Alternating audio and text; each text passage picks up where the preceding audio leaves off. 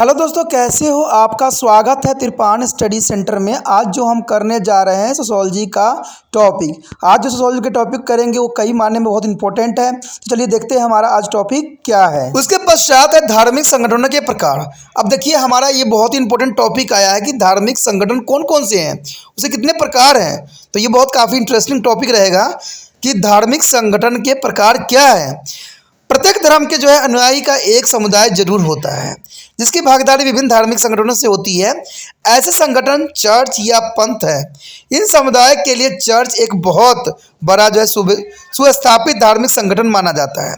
संगठन का तात्पर्य किसी भी धर्म से है और अनिवार्य रूप से ईसाई संगठन के लिए भी हो ऐसा नहीं है, यानी सभी धर्मों से है। सिर्फ आप ईसाई धर्म को हम लेके नहीं चल सकते हैं। सभी जो धार्मिक संगठन होते हैं सबके पास अपना अपना संगठन होते हैं जहां से वो सारे क्रियाकलाप भी करते हैं। सामान्यतः चर्च एक औपचारिक नौकरशाही संरचना है। इसमें अधिकारियों का एक सोपन होता है और इन अधिकारियों के सोपन में विचारकीय और प्रकार्य होते हैं। यह संरचना अपने आप को सामाजिक मूल्य और जिस समाज में वे होते हैं उसे अपना लेते हैं। इसमें कोई दो धारा नहीं है। इसमें कहते हैं जिस समाज में हम रहते हैं, जिस समाज की हम मूल्य रखते हैं, उन्हीं समाज के जो विचारधाराओं को भी हम अपना लेते हैं। अक्सर ये संगठन प्रचलित सामाजिक व्यवस्था को ही सही बताता है, यानी जो पुराने समय में जो रूल रेगुलेशन बनाई गई थी इनको ही वो लोग सही बनाते हैं। ऐसा इसलिए भी होता है कि यह संस्था धर्म के रूढ़वादी तथ्यों को मानते हैं, यानी जो पहले रूल रेगुलेशन बना दिया गया उन्हीं रूल रेगुलेशन को वो सच्चा मानते हैं और उसी पे भी चलते हैं। कहते समाज जब चर्च के नियम उपनियम को स्वीकार करता है तब कई बार इसके विरोध भी पैदा हो जाती है। यह खिलाफत करने वाले कहते हैं कि चर्च ने अपने समाजी मूल्य को अपना रखा है जिनकी निंदा भी होनी चाहिए। वो ये भी कहते हैं कि चर्च ने अपने सही रास्तों खो दिया है। यह भी आलोचना की जाती है कि चर्च अपने आंदोलन को आगे नहीं बढ़ाता है और कुछ लोग ऐसे हैं जो चर्च को एक सुदृढ़ समूह की तरह संगठित नहीं करते हैं। देखिए ये सबकी अपनी अपनी विचारधारा है। कहते हैं हर धर्म की अपना आगे बढ़ाने का पुण्य अधिकार है। इस तरह का समूह जो चर्च का विरोध करता है और नई विचारधाराओं को भी देता है उसे पंथ कहते हैं। यानी नए विचार को देने वाले को हम सदैव क्या कहते हैं? पंथ कहते हैं। चर्च को जो प्रतिबंधित रूप से मानने वाले होते हैं उनका स्वरूप छोटा होता है और ये छोटा समूह अपने इर्द गिर्द के समूहों का काफ़ी प्रभावित भी करते हैं। भारत में आर्य समाज हिंदू समाज के एक पंथ का अच्छा उदाहरण प्रस्तुत करता है।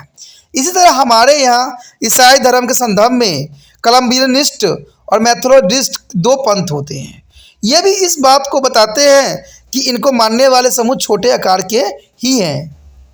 एक समय ऐसा भी आता है जबकि एक पंथ अपनी सक्रिय विरोध विचारधारा छोड़ देता है। वह उस समाज को अपना लेता है जिसमें वह तत्व पाए जाते हैं। इसका कारण यह है कि विरोध करने वाले पंथ को अपने अस्तित्व को बनाए रखने के लिए प्रयास सदैव करना ही पड़ता है, क्योंकि जब तक ये जुड़ेंगे नहीं तब तक उनको सही ज्ञान प्राप्त नहीं होगा और सही सिलेबस वाइज वो नहीं चल पाएंगे। कहते हैं मैं जानता हूँ जो बच्चे देख रहे हैं वो अपने इग्नोर कर देते हैं, वो आगे बढ़ाने के लिए कोई भी प्रयत्न नहीं करते हैं, जो सही भी नहीं है और सुचारू रूप से चलने के लिए भी ज़रूरी नहीं है। कहते हैं ऐसे करके वो सिर्फ अपना ही नुकसान कर रहे हैं, क्योंकि जो मैं आगे उनके लिए वीडियो और बनाने वाला हूँ शायद होने वाले समय में बंद भी कर दूँ, क्योंकि कहते हैं जब दूसरे बच्चे तक पहुँचने में इतना कठिनाई का सामना करना पड़ रहा है। क्योंकि कारण दोस्तों यही है, सबसे बड़ा कारण यहाँ पर यही बनता है कि तिरपान स्टडी सेंटर जो है जल्दी रिसर्च में नहीं आता है। कहते हैं आप कोई भी टॉपिक रिसर्च करोगे तो जो पुराने हैं उनके ही टॉपिक आते हैं, ठीक है। और फिर बच्चों को ये लगता है कि इसमें शायद एक ही वीडियो रहा हो, एक ही वीडियो उनको मिला हो, लेकिन उनको शायद पता नहीं है कि यहाँ पर बहुत सी वीडियो है नए बच्चों के लिए, ठीक है। चाहे BA के बच्चे के लिए, चाहे 10वीं 11वीं सभी बच्चों के लिए भरमार है। सिर्फ आप लोगों को इसको इसलिए आपको ये प्राप्त नहीं होता है क्योंकि आप इसको सब्सक्राइब करके नहीं रखते हो। चैनल जब तक आप सेव करके नहीं रखोगे जिसमें जो आपका नोटिफिकेशन मिलता है वो आपको समय पर प्राप्त नहीं होता है, जिसकी वजह से आप इस चीज़ों को देखने से जो है वंचित रह जाते हो। इसलिए आपको भी यहाँ पर सदैव कोशिश करते रहना चाहिए कि मैं जो है चैनल को यहाँ पर सेव करके रख लूँ, और सेव करने के लिए आपको सब्सक्राइब करना ही पड़ेगा। ठीक है, कहते हैं अगर आपको अच्छा लग रहा है तो सब्सक्राइब करके रख लेने में कोई बुराई नहीं है, क्योंकि हो सकता है कि समय समय पर आपको ऐसे ऐसे वीडियो प्राप्त हो जो आपके लिए फ़ायदेमंद हो और आपको अच्छे मार्क्स प्राप्त करने के लिए सही हो। क्योंकि आपको पता है कि त्रिपाण स्टडी सेंटर जो है ऐसे शब्द को समझाते हैं, साथ में इसको डिस्प्ले भी करते हैं। क्योंकि मैं सिर्फ आपके समक्ष नहीं आके इसलिए मैं नहीं आना चाहता, क्योंकि मैं अपना कहते हैं मुझे देखिए आप क्या करोगे, आपको तो ज्ञान प्राप्त करना है, और ज्ञान जो होता है शब्दों को ही कहते हैं, और शब्द अगर आपको दिख रहा है तो आप उसको नोट डाउन भी कर सकते हो और उसको समझ भी सकते हो। ठीक है, तो ये सारी बातें ज़रूरी होता है। तो हो सकता है तो जितना हो सके दोस्तों इसको शेयर कीजिए और सब्सक्राइब करने के लिए बच्चों को ज़रूर प्रोत्साहित कीजिए, क्योंकि आप ही हो जो इसको आगे बढ़ा सकती हो। ठीक है, तो इसलिए हर एक जो है व्यक्ति इसमें सदैव ही प्रयास करता है, और ऐसा भी होता है कि जब इस नए पंथ की सदस्यता घटने लगती है तो वास्तव में एक पंथ चर्च का अंग बन जाता है। तो देखिए यहाँ पर भी अगर घटने लगता है तो दूसरे को जो है अंग बना दिया जाता है, जिसको वह छोड़कर आया था। एक पंथ का विरोध करने में ठंडा पड़ जाता है तब वह धीरे धीरे विरोध के छोड़ देता है।